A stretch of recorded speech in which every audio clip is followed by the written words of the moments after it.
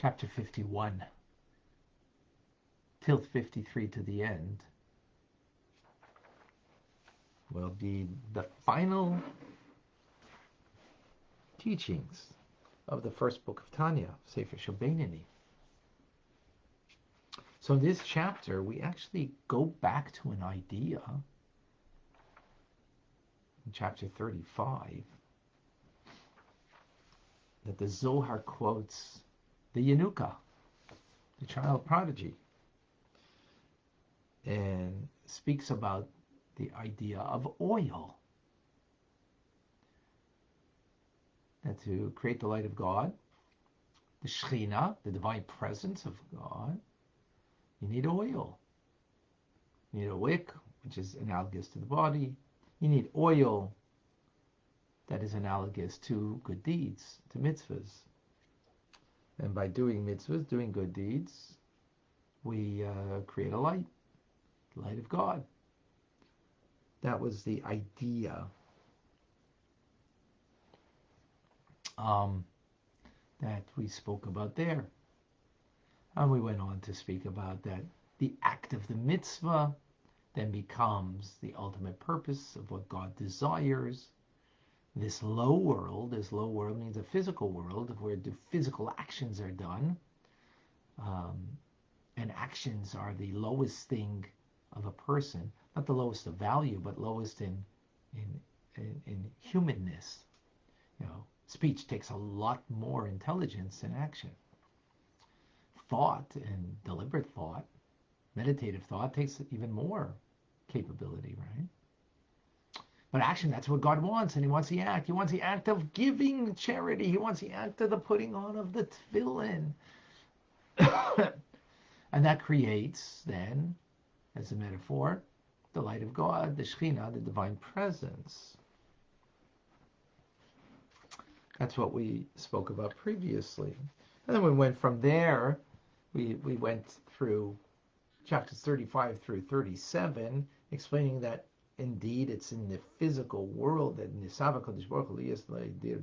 that God wants, desires a dwelling place in the lowest realm, the physical world, and that's in the physical action, without intent, without a spirituality involved in it. But then we went on to explain that He wants also the intent. He also wants that we do it lishma, to connect, for God's sake. We went through chapters 38 through 40, explaining that is also part of the divine will, not just the act, but the intent of the act, lishma. And what is that intent? Is based on two ideas, two basic things, is love and awe of God, which are the two wings that allow the mitzvah to soar. And then we went on from chapters 41 through 50, explaining different kinds of love, different types of fear, respect, reverence, awe of God that we incorporate in our divine service. And that's what we concluded yesterday, right? In a very powerful kind of love that, against your will you die, right? As we explained what it means to a rapturous love, and against your will you live. You come back down from that rapturous love to retreat in order to fulfill the intended purpose down here. And that's how we conclude yesterday. Now, so we're going back to chapter 35 to this, the base, the beginning of this idea, quoting from the Zohar, this idea of oil. Now the Alter Rebbe is going to take it further and bring it to ultimately the conclusion of Sefer Shabbat, the book of the intermediate, who we are, BITs, as a reminder, Beinani in training. That's who we are. I mean, if we choose to be.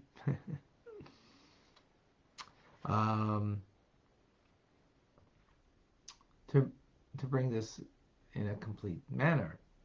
So, the Alter Rebbe says we need further elaboration on this idea of the Yanuka mentioned, of that oil is a metaphor for good deeds, for mitzvahs. Because usually oil is a metaphor for chachma. Chachma, the first of our 10 powers of the soul, the first of the 10 divine attributes. Why is chachma metaphorically like oil? Because when you put oil into water, it rises above. And chachma rises above all the other attributes. It's the first. It is the power to incorporate in it the limitless, the Ein Sof of Hashem. And it is the fuel, the oil, that then is infused in all of the 9 other powers of the soul and 9 other attributes of the divine. Right? So we need to understand. We use it as metaphor for good deeds, and we use it for a metaphor of chachma. So how do the two link together? They seem to be worlds apart. Good deeds are actions. Chachma is of intelligence. How do we understand this? This is where we're going ultimately. But we're going to leave that question outside until we get back to it much later. I mean, much later, not today, but and we're going to first explain another question. And that is the concept of Shekhinah, divine presence of God. And it says that the divine presence of God dwelt in the Holy of Holies in the times of the Beis Hamikdash. And otherwise, and also in other places, which we will make reference later. But what does this concept mean exactly? What does it mean that God dwells somewhere? How do we distinguish one place from another where God is? How do we understand that? Why, he's in one place more than another? What does that mean exactly? And especially as we know that the whole world is full of God's glory. There's no place void of him. So what does this mean exactly?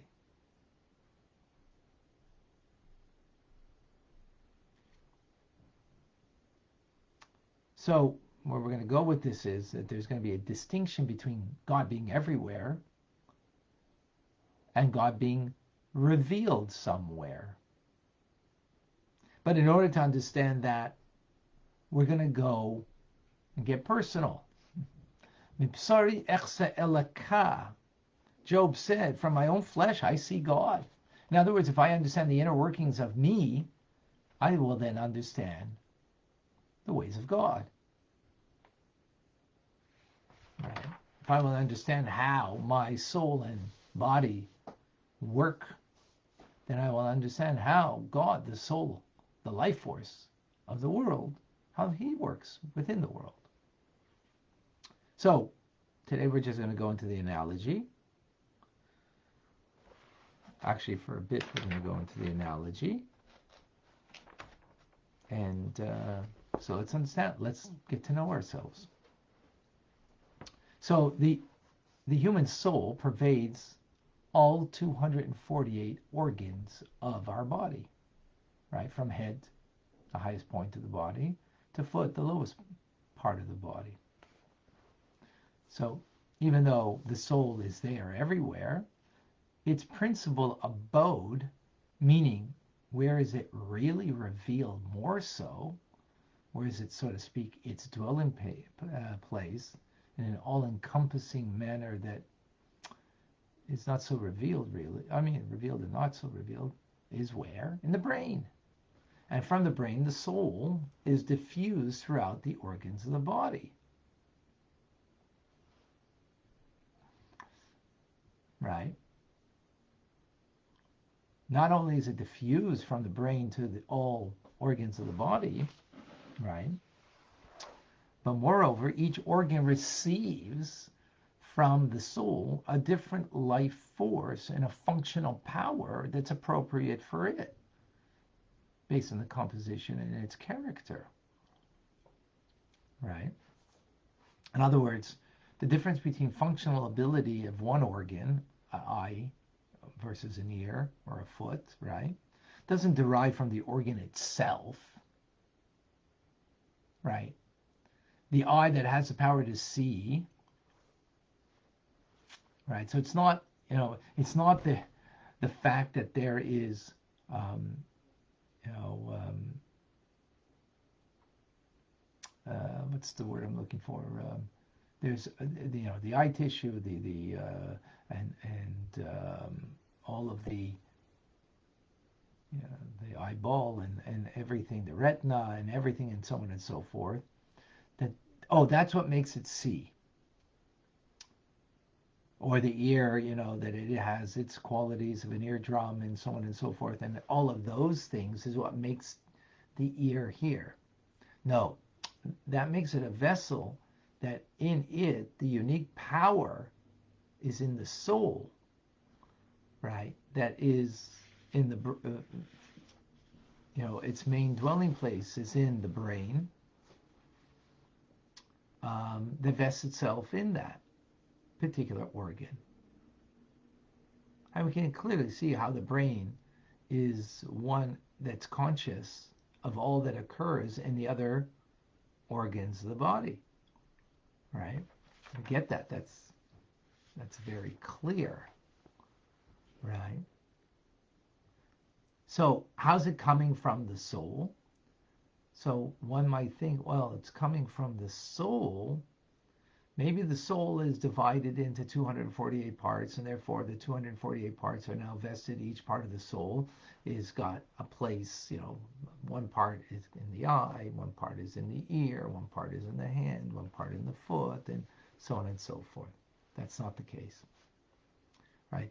The soul is not compartmentalized. Rather, it's a single entity, a spiritual single entity of oneness that is uncompounded, right? If it was compounded, so then you could say it's got, the soul has got many different parts to it. No, it's divested of any kind of form, any kind of definition that we understand in space, and from that vantage point, the essence of the soul is found equally in the brain and in the foot. There's no distinction, right?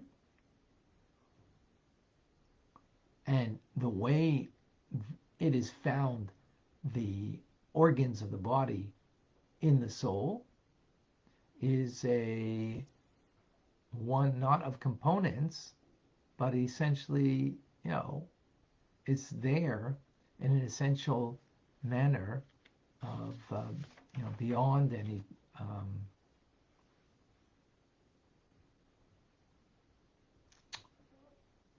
beyond any uh,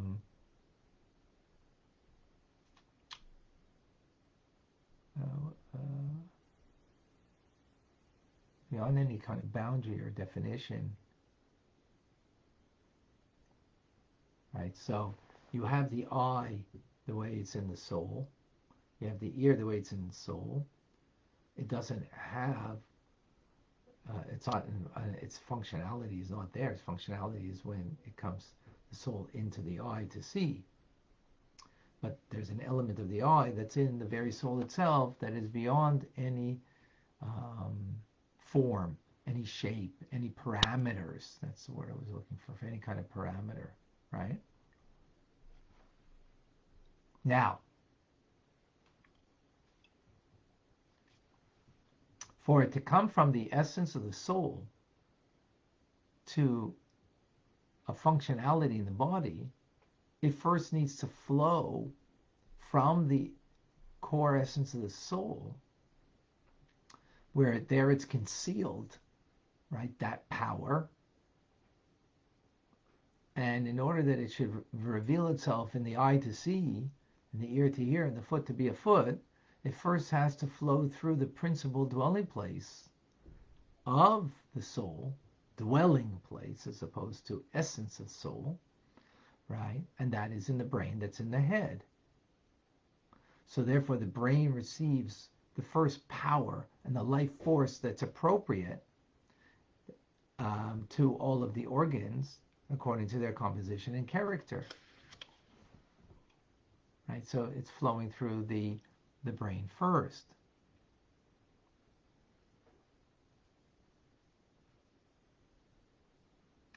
So first the brain receives its own life force for itself, and at the same time, thereafter, so to speak, I don't think it's in time, but in concept, only thereafter does the flow from the brain to the particular organs give them vitality and give them their unique functionality.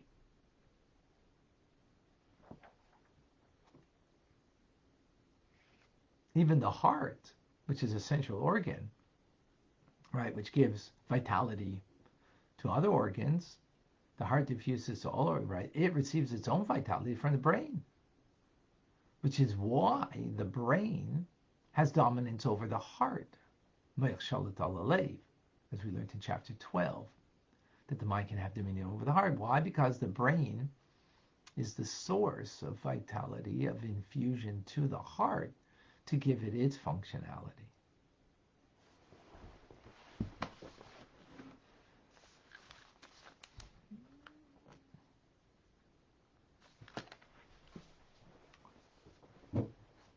So from knowing ourselves, we'll know a lot. Let's break it down. The soul interplays within the body. There's 3 dimensions to the soul. There's the essence of the soul. There is the functionality of the soul as it functions within my eye, within my ear, within my foot, and so on, the various organs.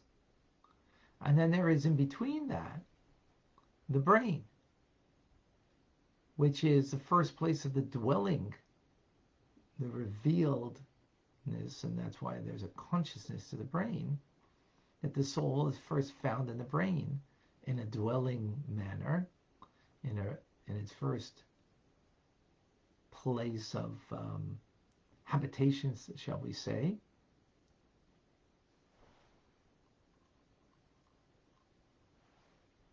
And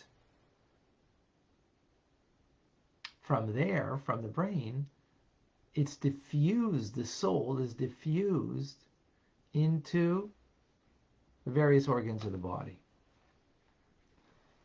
So, in the essence of the soul, it is found equally in the brain and in my toenail. No distinction. The core essence of the soul. But on that level, there isn't we don't have an awareness and appreciation of the soul. But that's the fact. Then we have the brain. The brain we see is different than everything else. It controls everything. Why does it control everything? It's because the main dwelling of the soul is in the brain. It even controls the heart.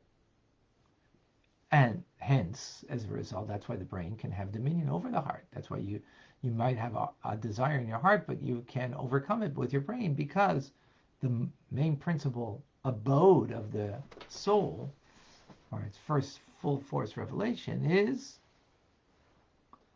in the brain.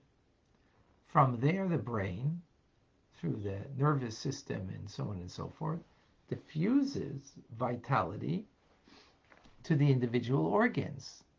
Now, it's not the organ that makes the organ. The organ is just the vessel that needs to be, unique in its makeup, that it can receive the uniqueness of the soul's particular quality that vests itself in the organ to allow that organ to function according to its, its qualities. Again, the eye to see and the ear to hear and the foot to, to enable us to walk. That's how we're made up. That's how our soul vests itself in the body and gives us and gives us vitality. Now, that's an analogy, a metaphor merely. I mean, not merely, that itself is Very important to understand ourselves. Right? What the analog is will be tomorrow in forthcoming classes. But let's take this maybe another step, just as a digression, but in importance in know thyself. And to know yourself, first of all, know that you got a soul. And there's a core essence of the soul. There's a core essence of the soul. And then there is, then the other extreme is there's a functionality of the soul. And then there is where the full force of the main dwelling and abode, full force revelation of the soul in the brain.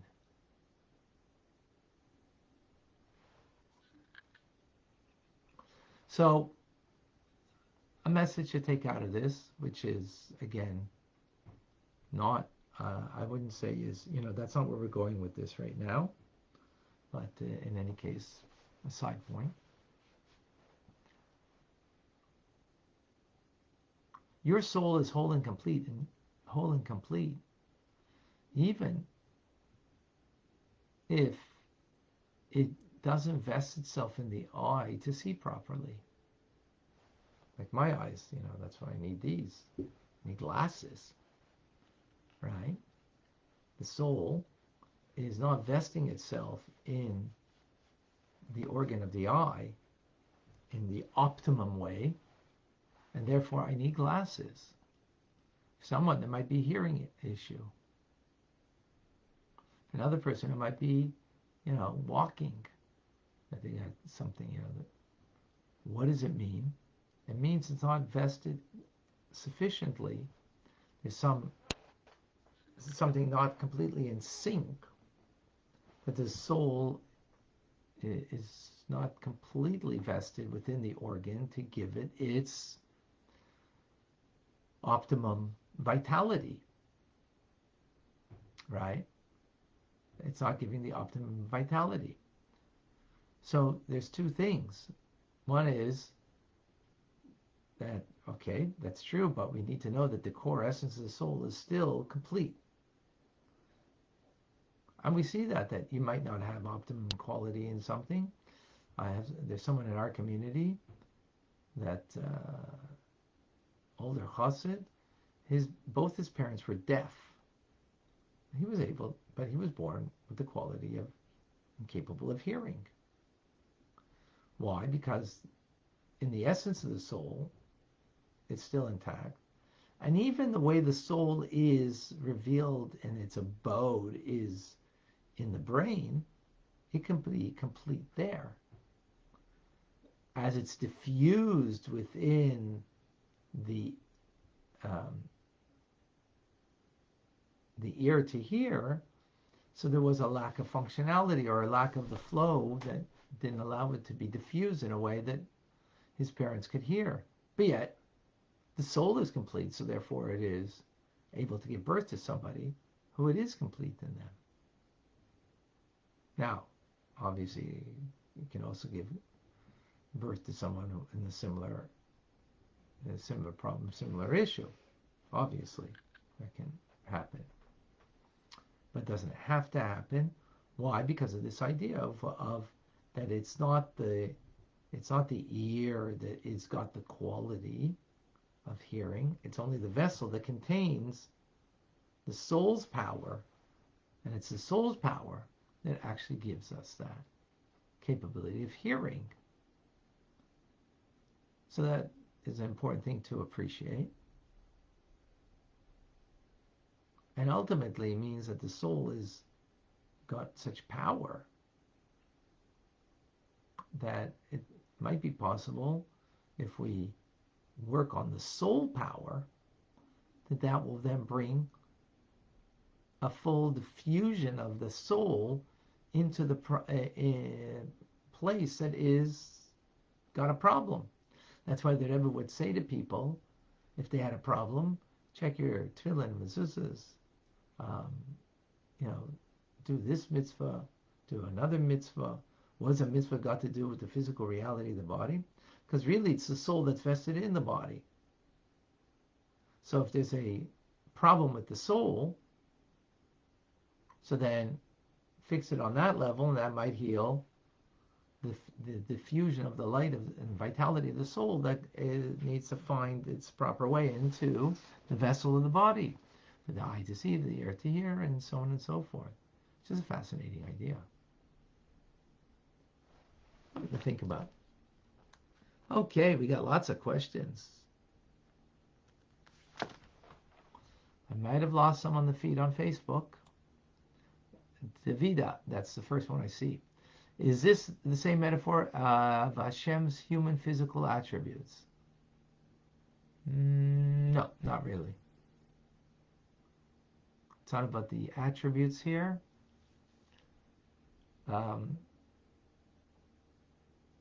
I mean, except for Chochmah is the oil, so that is true, but not the other, not the others. Vicky, would the soul then be found in cells? Well, yeah, it's found everywhere. Absolutely. By the way, you can't look under a microscope in your cells and find the soul. Can't look in your eye under a microscope and you're going to find soul. The soul takes up no space, right? So you're not going to find that. David, so the capacity lies beyond the brain and is from the soul. Furthermore, we have the essence, dwelling, and function. Yes. Yeah, very good. Very good.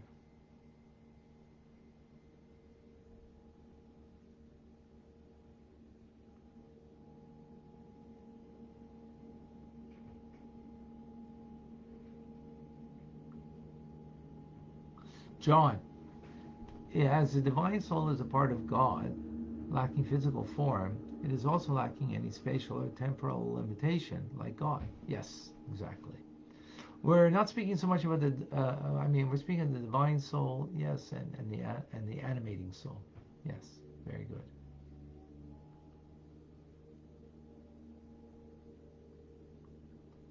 David, or perhaps maybe essence, function, and dwelling. Well, essence, dwelling, second is the brain, and then function is the last. Yeah.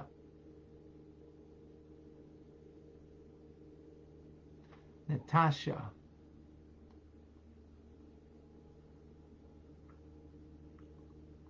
Where is your question? Natasha, I seem to have lost your question. I'm sorry. Gets lost on the feed here.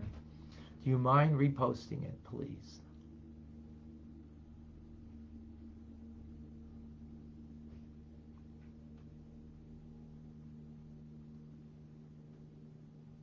Simcha, I don't see your question.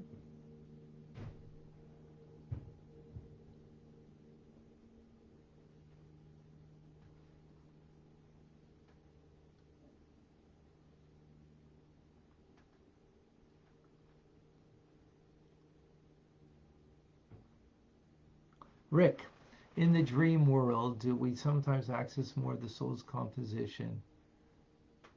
Yeah, sometimes the soul could reveal something more in a dream than when you're consciously awake. Yes, that's possible. Simcha, so Hashem reveals himself to us.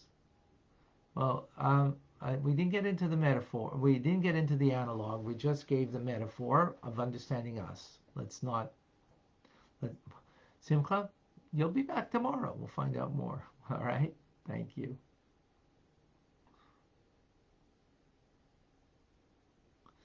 Vicky, so the divine soul is still our soul. Yes, I know this is fundamental for most people here, but not for me. Okay, excellent. All right.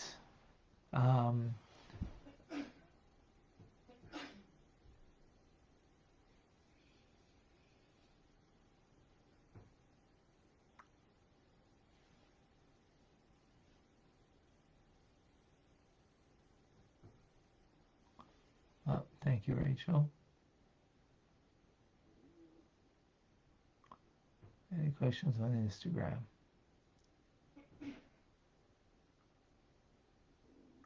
Thank you, Rachel, for sharing. Michael, please share with us. Shalom, Rabbi.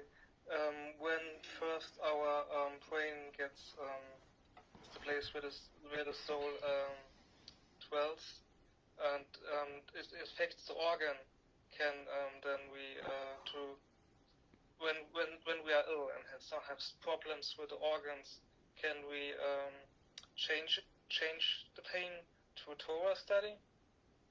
Is it because otherwise, when the brain doesn't work, when the brain doesn't work, when somebody has depressions, Right. his health goes down also. Right. Can we opposite to change the brain first, that somebody has less pain? I'm not clear exactly the question. Pain. When somebody has depressions, he also feels pain. His body isn't healthy. The health from the body is connected to the health from the brain. And right. This is and to the soul, that's dwelling there. Yes. Can we change the health status from our body through study? Through mitzvah, through study, absolutely you can. It's not a guarantee, obviously, but absolutely, because again, the soul vests itself within the limbs of the body to give vitality. So if there's a healing to the soul, then that can help in turn the body. It's interesting today. Forget about even soulfulness, just the mind. 30% of healing is placebo. What does that mean? It's because the person, what does it mean placebo? They take two groups. One takes the pill, and the other one is given a sugar pill, and they think they're taking the pill. But because they're thinking they're taking the pill, they get 30% improvement of their condition compared to the other group. Let's say they get, let's say 100 versus 30. Not 100% meaning better, but, relative one to the other.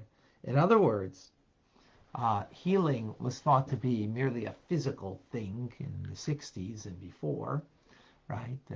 And now we understand that part of the healing process is a mental process of the mind, right? And therefore, think good will be good is a real thing. It's not just a nice idea that keeps you kind of in a nice healthy space in the moment, but it's not really going to have any bearing on your physical well-being.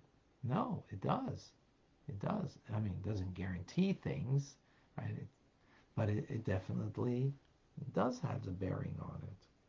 So, that why is that? Is because it's not just a physical. It's not a physical organ that needs healing.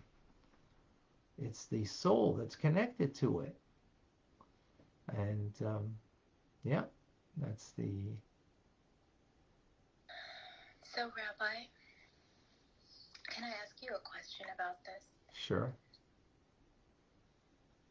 There is a concept about the soul that is complete, that is whole, that doesn't need healing, separate from what we're saying here, because what really needs healing is like the body, the human, the person, the things that are experienced in the vessel of the body through the heart. As I understand it, the divine soul isn't traumatized. It isn't in pain. It's just observing. Well, it's affected being, confined, restricted, imprisoned by the body. It doesn't change. It's like the prince that's in prison, right? Is a prince that's in prison no longer a prince? No. Prince is still a prince. Can't function like a prince, but right. So the same thing with the soul. The soul can be imprisoned by the body, and because of whatever damage healings that is necessary, um, that now the soul is ineffective in its diffusing light's vitality into an organ of the body, let's say, for example. But it doesn't take away from the fact that, you know, essentially it's okay, it's healthy, it's still what it is. So, you know, it can return, it can come back, right? Just to add, Rick, thank you for sharing. He says he feels less physical pain when he's learning in class right now, right? Bringing up what Michael is speaking about. Why is that? Is because you're engaged. What's engaged? Your soul, your mind. Your mind, which the principal abode of your soul is in the mind, the brain. So when you are engaged in something, I see for myself, you know, very, very simple, with a simple thing like allergies. You know, when I'm engaged learning, like in teaching now, the allergies that I have are very, shall we say, back burner, very less effective in creating anything within me. Why is that?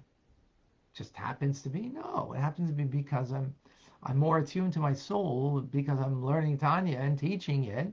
That you know, to a healthier place within the soul. That you know, that the effect of the body's allergic reaction to, you know, pollen and whatnot is ineffective, right? Because it's not just, I'm not just the sum total of cells that make up limbs of a body, but no, I'm a soul. So being more connected with that soul, right, allows the body to be more healthy.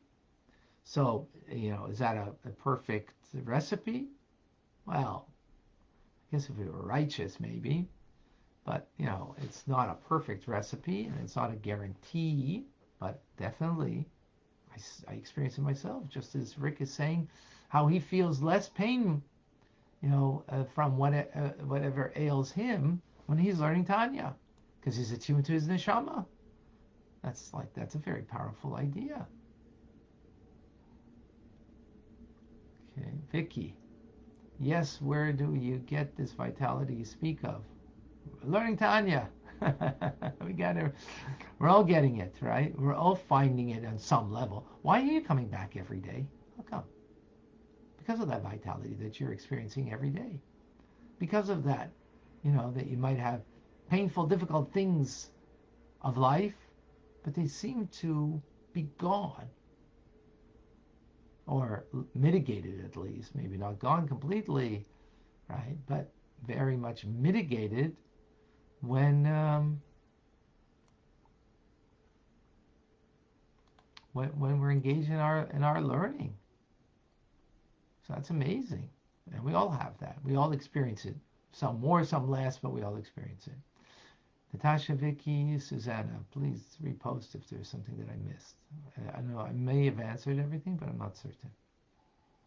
But Rabbi, isn't it different when Jewish people study together, that kind of vitality, and I feel it's different than when I study or pray by myself. Very good point, yes. Very good point. Thank you, Vilma, for sharing that.